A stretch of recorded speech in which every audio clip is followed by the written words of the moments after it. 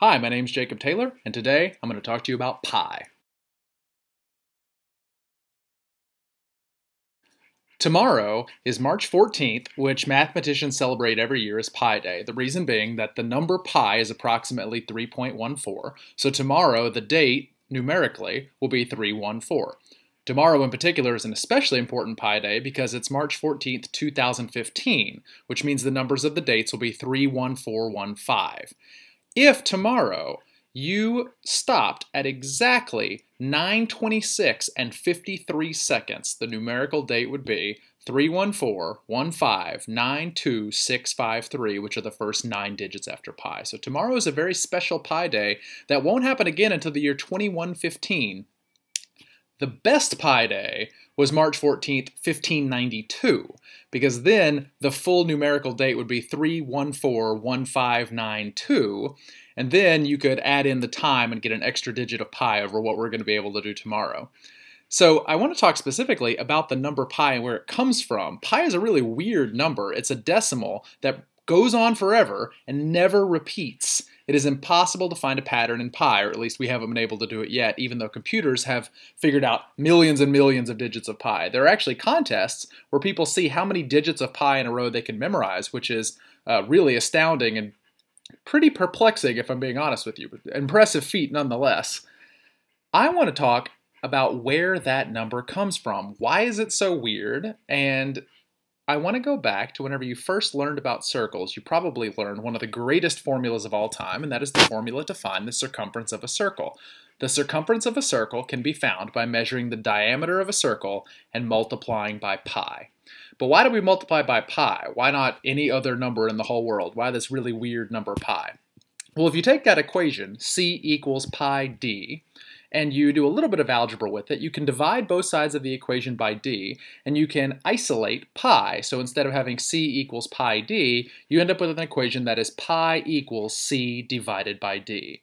What that means is I should be able to take c, the circumference of any circle, and divide it by d, the diameter of that circle, and get the number pi. And to illustrate this, I've got this can of delicious Rotel that is going to be a part of our demonstration today. So this can is a cylinder, which means the top and the bottom of the can are both circles, and I'm assuming that the company that made these made them as close to perfect circles as possible. Now, since this is a round shape, I can't just put a ruler up against it and measure it, so I've got a little trick, which is that I have cut off a tiny little piece of ribbon, and I'm going to wrap this ribbon around the bottom of this can of Rotel, all the way around. I want to make sure I get it good and tight. I'm using ribbon instead of like string or yarn or something because I don't want it to expand when I pull on it. And I want to get it as close around the edge as I possibly can. I'm going to measure as accurately as a human can do. And I'm going to mark it right here with my finger. And this length right here is the distance around the can of Rotel. So I'm going to hold my finger right there. I'm going to get my ruler. This is a smaller ruler. It only measures in 6-inch increments, so I may have to measure more than once. So I'm going to put my mark right there on the end of the ruler. I'm going to extend the ribbon out this way. So this is 6 inches right here. And then I've got a tiny little bit left over right here. And I'm going to line that up against the ruler again. And it looks like I'm getting 7.5, I'm going to say like 7.9 inches. So almost 8 inches. I'm going to try to be accurate and do 7.9. So I'm going to write down that number, 7.9 inches, as being the circumference of that circle. Now I'm going to measure the diameter. Okay, so I'm going to go straight across. Now this is tricky because I want to make sure that my ribbon goes right through the center of the can, as close as I can get to the center. If I have it off center like that, that isn't the diameter. I want it to be as close to the center of the can as I possibly can get.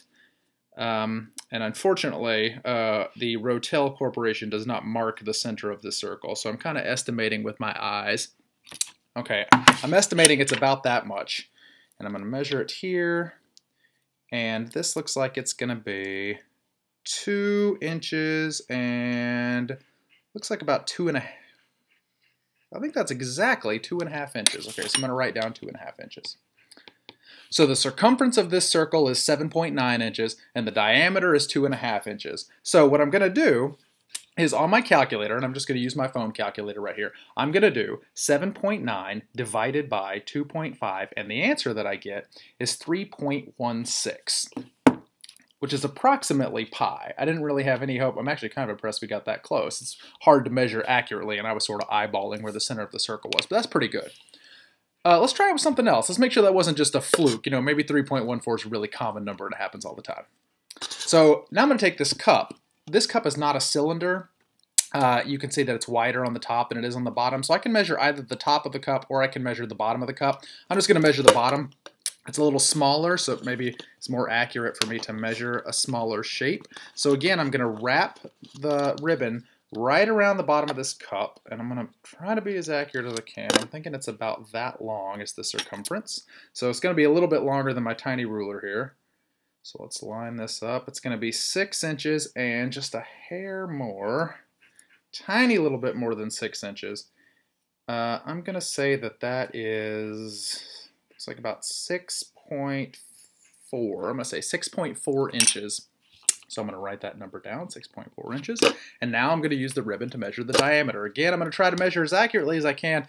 You can see there's a icon there on the bottom. I don't think that is the center of the circle. It certainly doesn't look like that is right in the middle. So I'm not going to use that as my mark for the center. But I'm going to try to do the best that I can, just kind of eyeballing it. And it looks like that about is the diameter. So let's measure that and see how much it is. And it looks like that is 2 inches exactly. So 2 inches. So my values were 6.4 inches for the circumference and 2 inches for the diameter. So I'm going to go back to my calculator and do 6.4 divided by 2, and the answer that I get is 3.2. So these two values, not pi, but they're really close to pi, especially considering I wasn't making measurements that are necessarily as accurate as you possibly could. Maybe using millimeters instead of inches would give a more accurate measurement. But regardless, that is where the value of pi comes from. It is the ratio of the circumference of a circle to its diameter. Every circle in the world follows this pattern. If you measure the circumference and measure the diameter, that value will give you pi, and that's why we use it whenever we do math with circles.